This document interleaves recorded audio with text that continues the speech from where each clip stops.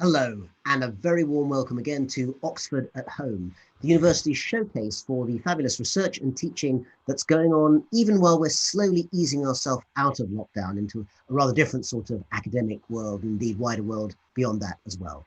My name's Rana Mitter. I teach Chinese history and politics here at the University of Oxford, and I'm delighted that today's talk is by one of my very distinguished colleagues on the European front, so to speak. It is Professor Patricia Clavin. And Patricia's talk today is the product of extremely in-depth and internationally respected research on specifically the history of international and transnational relations in the 20th century. She's particularly interested in the relationship between international security and economic and financial stability, and the role played by international and regional organizations as part of that. So that means that Patricia has done work on the history of Europe and the Great Depression, the origins of the Second World War, and the role of the major powers in the world economy. And of course, you can see on everything from international banking to the World Health Organization, there's plenty of contemporary relevance to what Patricia researches. We do hope very much that the World War II part is not going to be too relevant in that sense, but it's certainly worth checking out her wonderful books, which include The Great Depression in Europe, 1929 to 39, and The Failure of Economic Diplomacy, Britain, France, Germany, France, and the US from 1931 to 1936. Now, Patricia's going to talk now for about 15 minutes or so, and then we're going to have about a quarter of an hour or so for questions. Just a reminder, if you've been with us before, I'm sure you'll know that you can send in questions through the chat window on YouTube or on social media with the hashtag Oxford at Home. Do remember, as ever, we're working off our home Wi-Fi or Ethernet connection. So if there's the odd glitch, bit of a freeze, don't worry, just leave us for a few seconds and we'll do our very best to get back online again. And I think before we think too much about what could go wrong, let's deal with what's going exactly right by welcoming our speaker today. Professor Patricia Clavin, the floor is yours. Thanks, Rana. Good afternoon, everyone. So the title of the talk is International Health in Global Governance After the First World War. But I'm afraid I have to start with a health warning, which is that I'm not really a historian of health or of science. At least I didn't think I was one. As Rana said, I've researched on a variety of economic and financial questions in international institutions.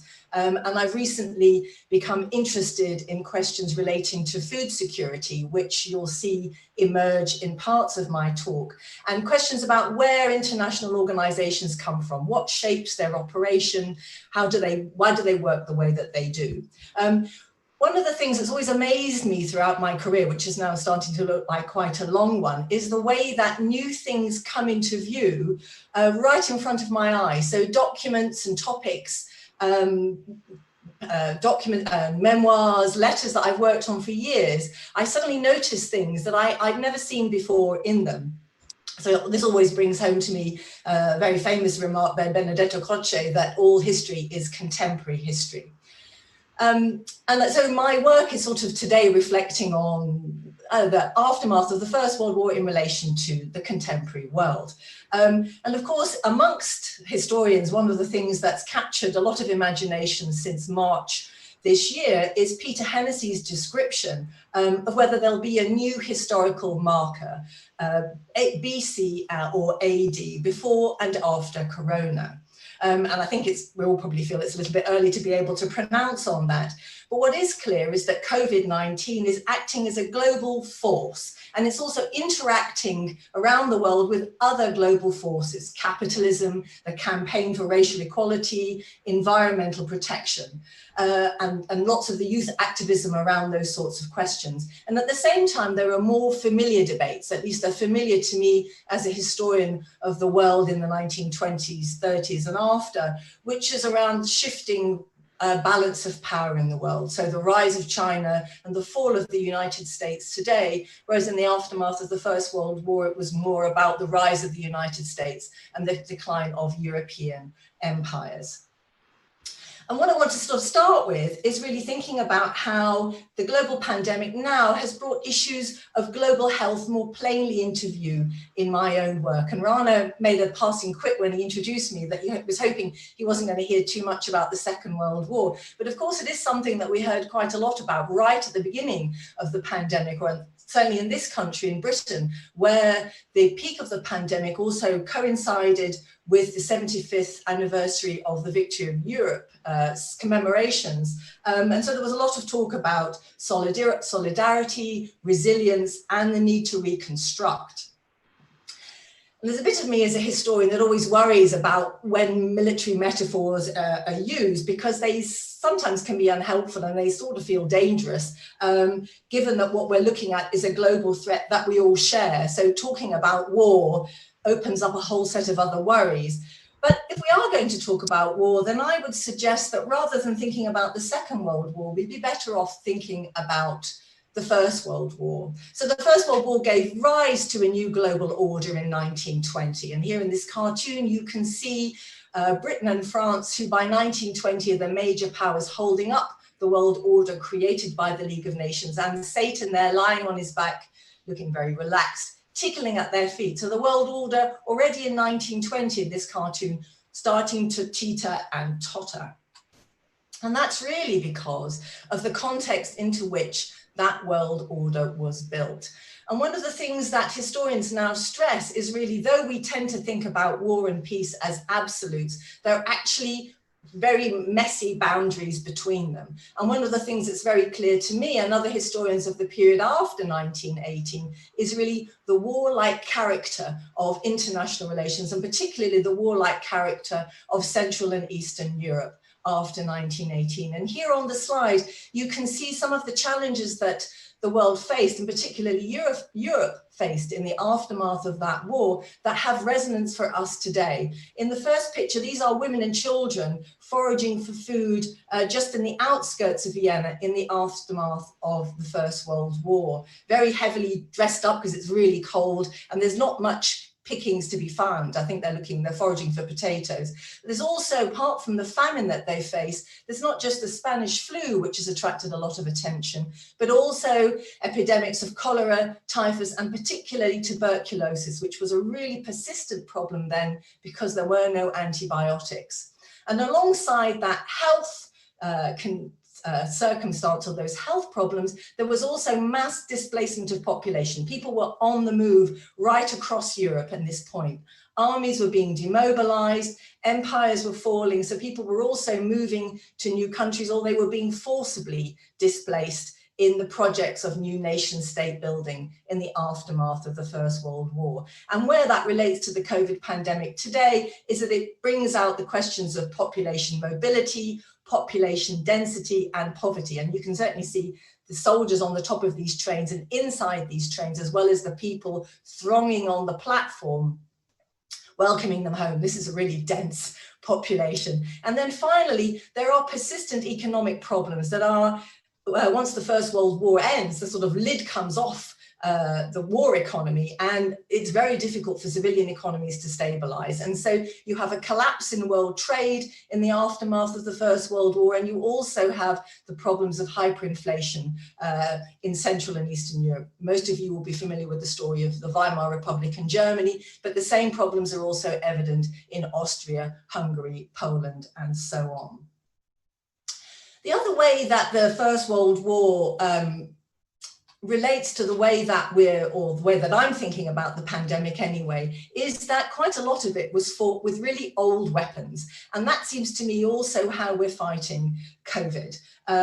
We're using masks, so plague masks. We're also using things like quarantine, which have a very, very long history, and we're washing our hands. And hand washing, away germs is currently one of the most effective ways of combating COVID. And it relates to a discovery that was made in Central Europe, in Bohemia, in the middle of the 19th century. It was made in Vienna by a Bohemian physician scientist, whose picture you can see here on the left-hand side, Ignaz Semmelweis. And it was Semmelweis who discovered that you washed your hands to stop the transmission of germs, and also, as importantly, really established what the WHO now regards as a kind of primary practice of good public health, and epidemiological control, recognize, explain, act. So if you read any history of the early sort of scientific developments of the 19th century or modern histories, quite a lot of it goes back to the work of Semmelweis,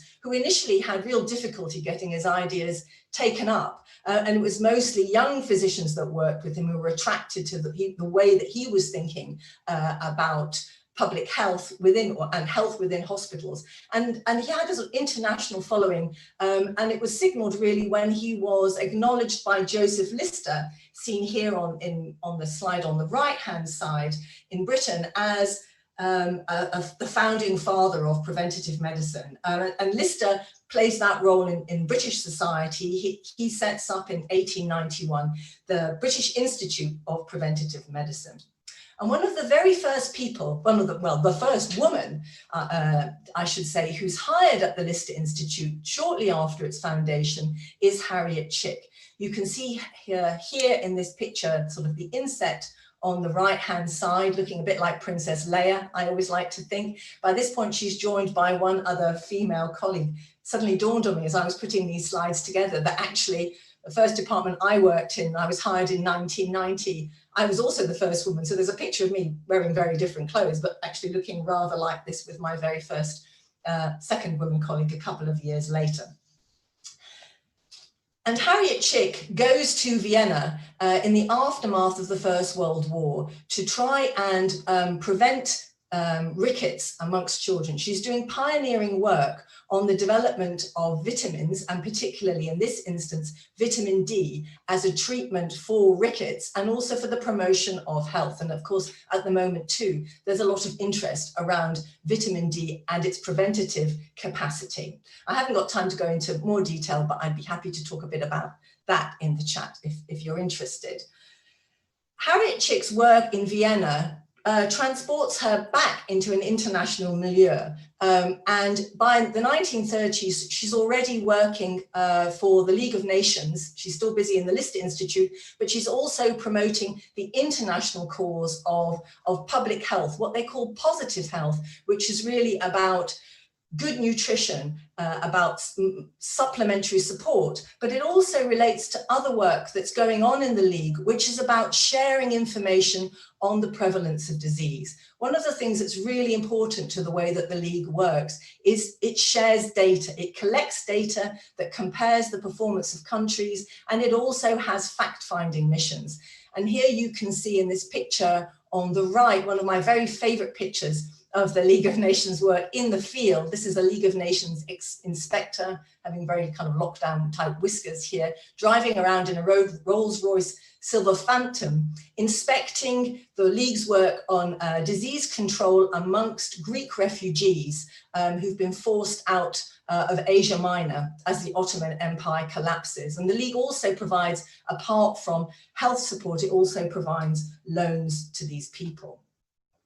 And what this process, this very messy process of international organization building shows is a different way of thinking and understanding how international organizations operate. Those of you that have studied Woodrow Wilson and the League of Nations will be familiar with the assembly over here on the left-hand side, the council, which works a bit like the Supreme Council of the United Nations today.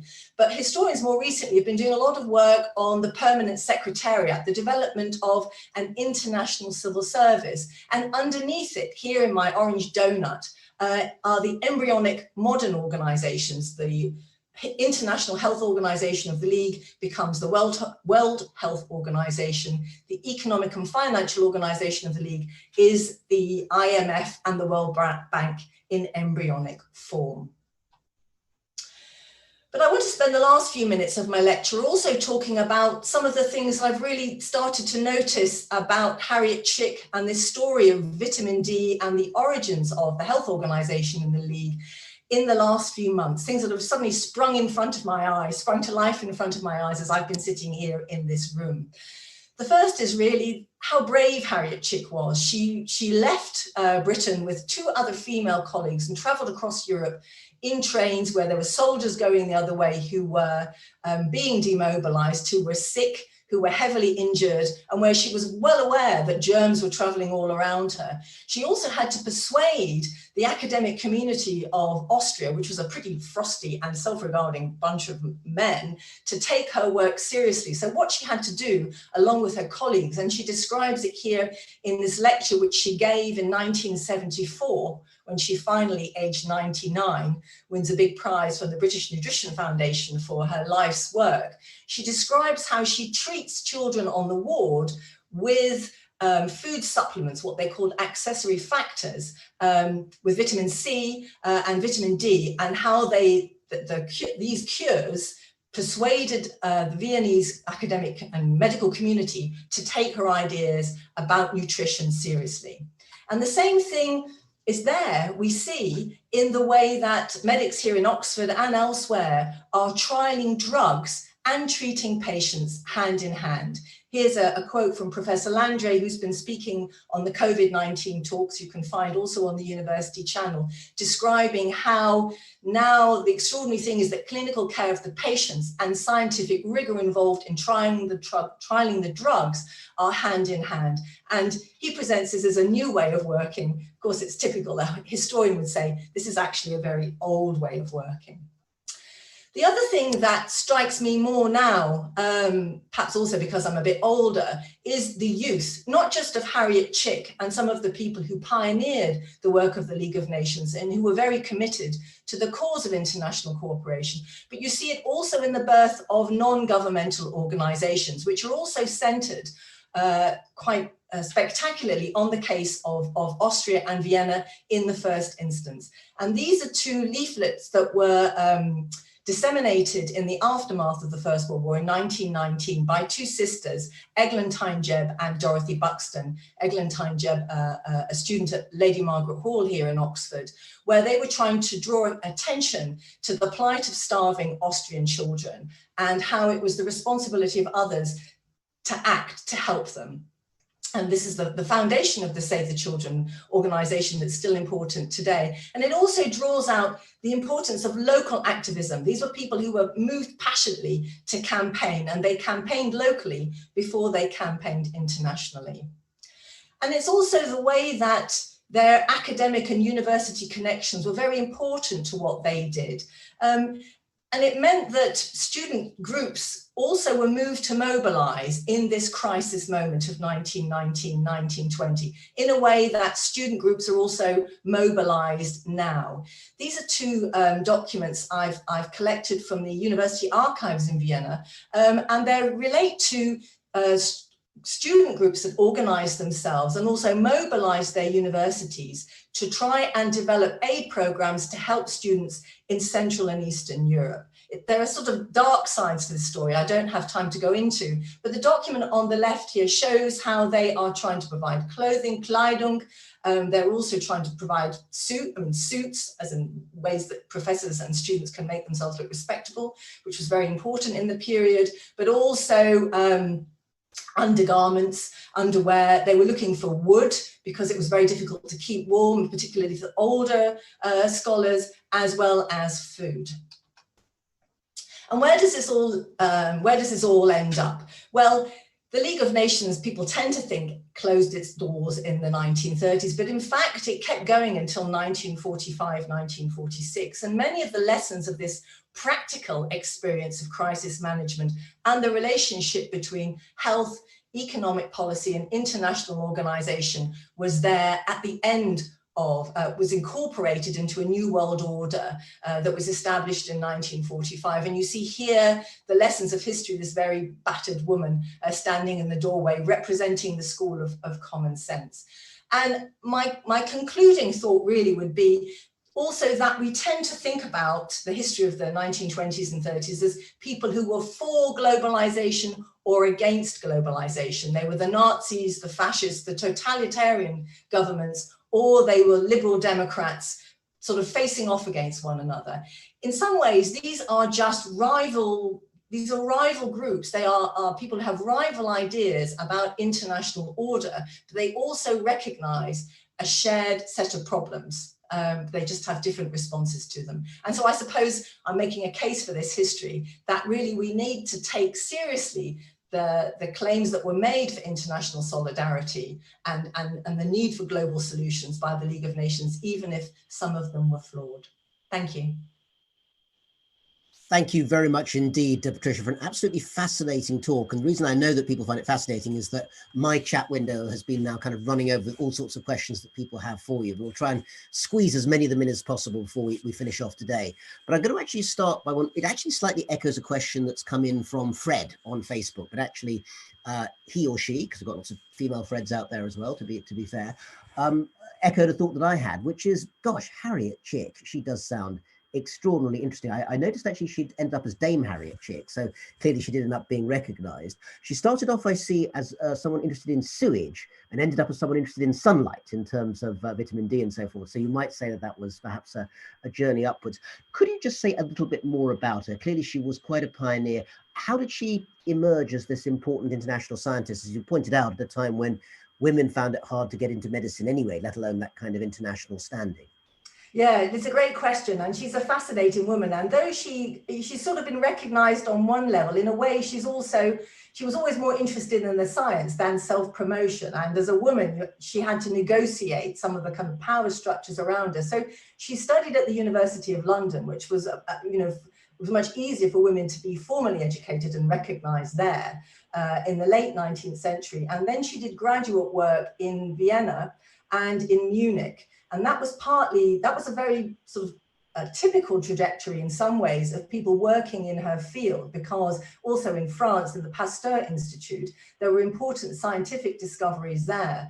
And it meant that was partly the mobilizing force for her in 1919. She had good German, but she also wanted to re-establish the scientific networks that were very important to public health. After the war. And I think it's one of the things we tend to lose a little bit, because we know the United States is coming with its, its knowledge and its wealth and so on. But actually the repositories of healthcare were in Europe, and particularly child health. So the big connection for her was she worked at the Kinderklinik in Vienna, the major children's hospital, with a man called Clemens von Pierke, who was an enormously important child physician. And then she continues to work in public health at the Lister Institute. She's pivotal to the way that Britain plans its food economy and the war economy in the Second World War. And she writes, you can buy it very cheaply for a few pounds, a history of the Lister Institute, where in fact she really undersells her own work. You do see her there in the shadows, but she writes this, I think, in the 1950s, and it's really structured around the men who led the Lister Institute. But what you notice is that she still identifies women. So she picks out one of the cleaners, because in those days, if you were making serum or vaccines, you trialed them and you grew them in animals. So it's much more related to animal health and well-being than we usually think about. And so she also recognizes the importance of the cleaner who was helping her run experiments through the night. So she's a fascinating woman. And I certainly think we could all do with a bit more, knowing a bit more about Harriet. Well, I'm sure we will all be moved to find out more about her clearly very, very important and interesting life.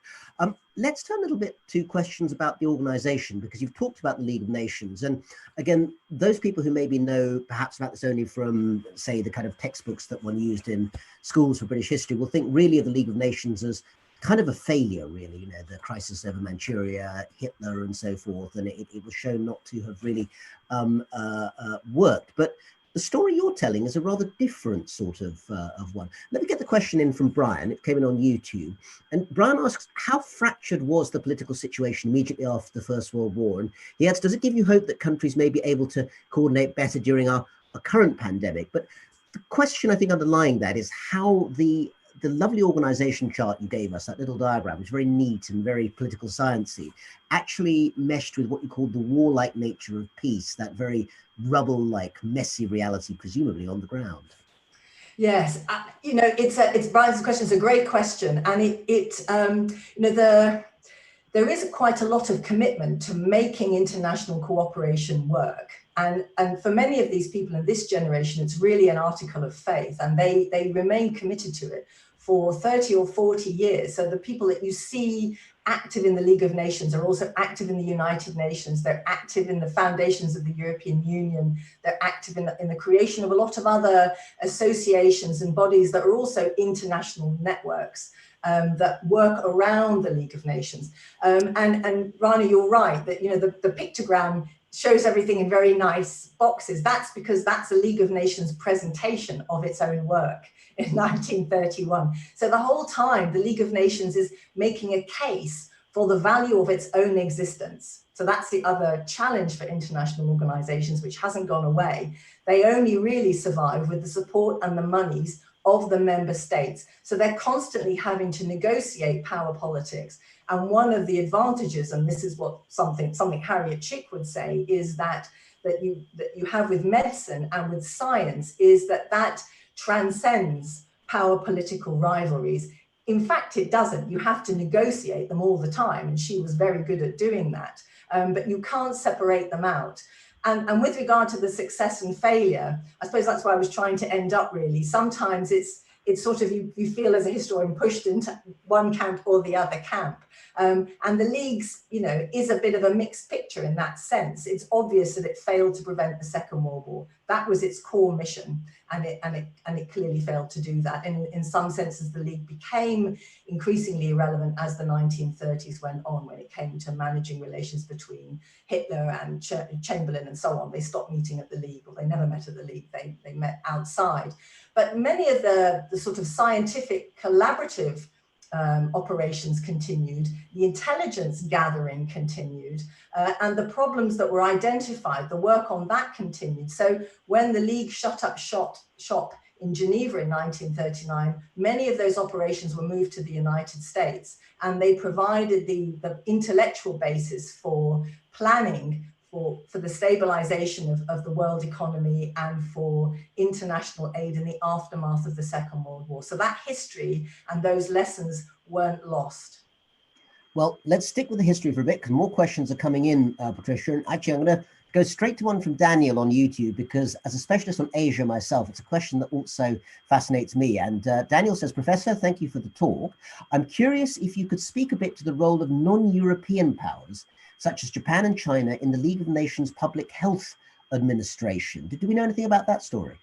There are people working on that. It's not what I've worked on, but in fact, they surfaced very early on. So I've stressed that kind of the origins of these problems in Central and Eastern Europe, but in fact, Japan approaches the League and asks for a sort of epidemiological mission to look at disease prevention for Asia. I mean, it's a kind of huge thing to ask. And at this point, the League is actually, the health section is about 15 people. So it's also one of these things we imagine these organizations to be enormous, and they're usually about 3 or 4 committed enthusiasts working with people on the ground who help them develop their operations. But Asia is very important to this story, partly because of the interest in what we'd call water security, clean water, and also trying to control access to water. So it's a political question as well as a health question. And China is the focus of a lot of the League's work in the 1930s. And when it comes to Japan, Japan is very interesting, because though it formally has a dust up with the League over Manchuria in 1931, it continues to remain active in the League's scientific work until 1937. So actually until it starts to wage war with China. And that's one of the surprising things about the technical and the bureaucratic aspects of the League, is it encompasses many more countries and people than formal member states. So the Americans are also a very big part of this history, but we never think they're there, because we all know that the Americans never joined the League of Nations. Thanks for that, Patricia. And sticking with the question of transnational practice, but I think focusing back on Europe, a question from Nick, this came in via YouTube. Thank you for a fascinating talk, he says again, rightly so. Were similar lockdown measures implemented by governments during the Spanish flu pandemic, or did the absence of such measures contribute to the high mortality rate? And I guess that's a question, obviously, literally the question itself, but also about the question of how far practice is shared. Because one thing we've seen, of course, under COVID-19 is that some governments are learning from overseas, some are not. We won't name names here, but that question of transnational practice is definitely very live in the here and now. Yes, I mean, in that sense, the League was more about, in the period after the Second World War, it was more about trying to get countries to give up their information and share it. So there was lots of political sensitivities. There weren't lockdowns in the way that we recognize them, but there was quite a lot of implementation of quarantine, which actually has a very old history, particularly in port cities, or at the top of rivers where the river goes into the sea or a major lake. So those sorts of things were used in the same way that masks were used and other kinds of preventative measures that we're using, but not lockdown, because the state in this period doesn't have that kind of power. Though some of the ways that nation states develop their power grow out of the First World War. So governments are much more powerful in this period than they have been before. But they wouldn't have tried to do something that was economically anything like this disruptive. And I don't think many states wouldn't have had a sense of who was dying where. I mean, that becomes clearer, much clearer afterwards. And one of the ways that the League is really important is the way that it develops comparative ways of measuring people. I mean, measuring all sorts of things, not just people and disease, but also what's happening in the economy. This sort of standardizes the way the world looks for us. Well, speaking of that, I'm going to bring in a question that comes in from Raki, which has been sent via email.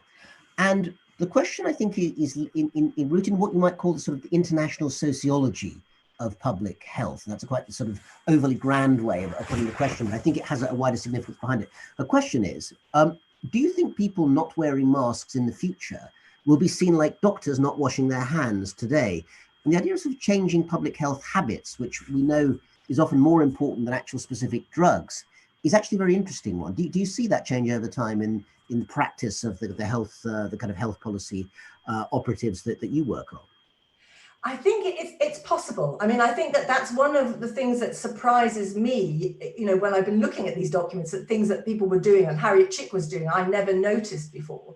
And I think when you're in a pivotal moment in history, you start recording what you're doing much more and how your behavior is changing. So where I noticed that with the people that I study is that many of them, so I've also done some work on William Beveridge, who also goes to Vienna in this period. It seems like everybody's heading to Vienna, is that they keep a diary of what they're eating, how much time they spend outside, how much time they're exercising. So this is what they knew about how to keep themselves healthy. And in fact, I think that's possibly why Harriet Chick, I think she lives to 101 or 102, and she's working and active. She gave that speech with the lecture I quoted from when she was 99. So they are very aware of their physical health and the way that it enables them or it limits them. So I talked a bit about tuberculosis, and that's quite a prevalent problem for many people who hold high-level positions. The Secretary of the State of the United States, Cordell Hull, suffers from tuberculosis. The head of the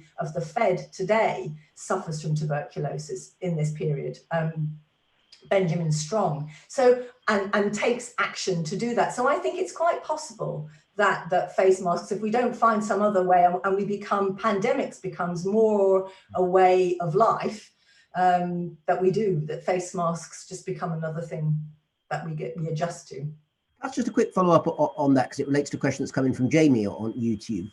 Could we say that transnational cooperation actually specifically contributed to ending the Spanish flu pandemic? I mean, could a historian make that case, do you think? I think they could try, and it's not really my area of expertise, but it's certainly the case that it's really the transnational cooperation and the determination to try and facilitate and sustain scientific cooperation across borders that over time, I mean, this is a different way of thinking about time. It's really over 20 or 30 years, the way that you have academic journals, the way that best practice means learning from all over the world, the way that science is standardized and there are codes of practice established. I certainly think that's, I'm sure there is a project there. I'm sure there is. Now, a question that's coming on Facebook from Summer, and it's a very interesting question. The question itself is, what about Africa and the Middle East? What was their role in the League? And of course, this is an era we should remember when, of course, colonialism was still very, very prevalent across much of what we now think of as the global South. So there are League mandates in the Middle East. But even more interesting, I get the impression some countries like India have a status within the League, even though they're not independent. And that's very different from the UN in our own days, where you have to be a sovereign actor, and colonies, really aren't in fashion for very good reasons anymore. So I wonder if you could tell us a bit about that element of the League and how it worked, Patricia. Yeah, it's a fantastic question, Summer. I mean, and as Rana's already suggested, it goes in lots of different directions. So the first is, as he says, this is a period where the mandates are set up. And so the League of Nations, in some senses, also reflects older habits and older ways of thinking. This is an assertion of power politics and an extension of French and British imperial power into the Middle East. But what happens with the mandates is, and this is the work of my colleague Susan Peterson, over time, the Mandates Commission also allows other countries to investigate and the local people to ask questions about the way that they're governed. So it starts to challenge empire as a norm. Africa is much more difficult, and it's not in this period that I'm talking about, it is seen as a kind of a continent, Africa, and of course it isn't a continent. It's not just a continent, it's a very complicated and varied place. But racial politics are very prevalent in this period. Some of the people I talked about the importance of child health, they're very focused on the well-being of children in Africa, because it also connects to a kind of imperial humanitarianism that has a link back to the 19th century. So they're talking about children's rights. They try and stop children working. So there's Eglantine Jebb is involved in a charter for the rights of the child, which asserts their rights to health and education, which is actually quite difficult for communities in Africa and elsewhere, because they need their children to work. That's how the economy survives. So it's all very well saying put the children in school, but if you need them to work the farm, this was a problem for Europeans too.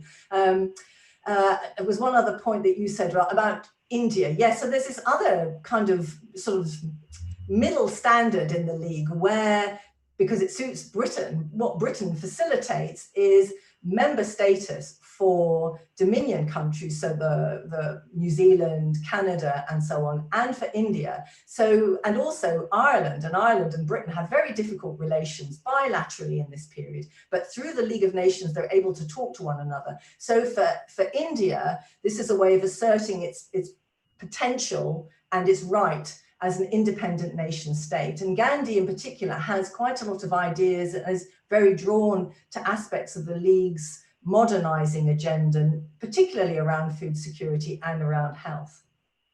Well, time is moving on, so I'll hold back one of my own questions, which is, why don't we have great names like Eglantine Jebb and Gladwin Jebb anymore? We ought to have more names like that coming back. They are. I don't think I use them anymore, but they're fantastic also for internet passwords. Ah, well, now you seem to know how to get into your account. So, but as you say, you don't use them anymore. I'm sure that's right. Let me finish off, if I may, with a question that comes in from David. And it's a question about the past, but it's a forward-looking one. And I think one that might be in a lot of minds at the moment. So many of the things you've mentioned, global health crisis, international organizations doing their best, perhaps, but somewhat in crisis, governments in Eastern Europe turning steadily authoritarian. David's question is, given the rise of authoritarian governments everywhere, were we too complacent that the 2008 crisis had been solved? That is, was it more like 1929, which many viewers may not read reminding was the beginning of a very major economic crash? Was it more like 1929 than we realized at the time? In other words, are we living through that now?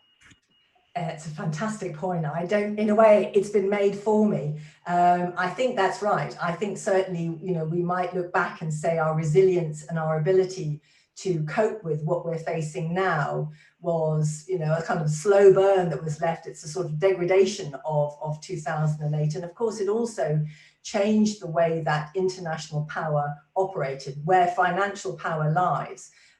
So I think we will be, rethinking some of these, and certainly that way of thinking is how I understand the period of the 1920s in relation to the last decade. Yeah. Thanks very much. Sobering thoughts there, Patricia. Although, of course, as historians, we should point out that history does not necessarily repeat itself or even repeat itself. So it is in our hands rather than in the hands of fate. That was a fantastic exposition of an incredibly important and also very relevant earlier historical period with parallels to our own day, but its own very distinctive and very important history. And I hope it's encouraged you to go off and read some of Patricia's work and find out more about the very wide range of history and other subjects, of course, but certainly history that's done here at Oxford. We will be carrying on next week, in fact, next Friday, with Oxford at Home. And next week, there's a change to the published programme. The talk will be by Dr. Jennifer Cassidy, and it's going to be on gender and leadership during the COVID-19 crisis. It'd be great if you join me here along with Dr. Cassidy for that talk in about a week's time. Look under the video window to see the exact date and time which we're there. Thank you, our audience from around the world, as ever, for watching this particular presentation. Thanks to our speaker, Professor Patricia Clavin, and thank you to all of you for this afternoon. Have a very good Friday evening, and goodbye.